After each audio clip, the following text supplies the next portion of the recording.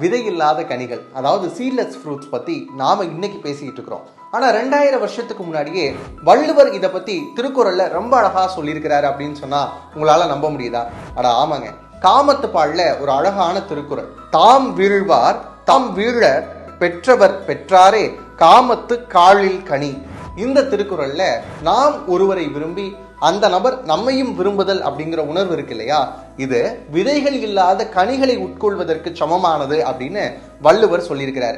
இன்றைய அறிவியல் உலகம் பார்த்தனோகார்பிக் ஃப்ரூட்ஸ் அப்படின்னு சொல்றாங்க. அதாவது கருவுறா கனிகள் அப்படின்னு சொல்றாங்க. கருவுறுதல் அப்படிங்கிற நிகழ்வு இல்லாமலேயே சூலகத்திலிருந்து உருவாகக்கூடிய கனிகளை தான் நம்ம பார்த்தனோகார்பிக் ஃப்ரூட்ஸ், அதாவது கருவுறா கனிகள் அப்படின்னு சொல்றோம். இன்னைக்கு அறிவியல் சொல்றத 2000 வருஷத்துக்கு முன்னாடியே வள்ளுவர் சொல்லியிருக்காரு அப்படிங்கிறது ரொம்ப ஆச்சரியமான விஷயம்தான்.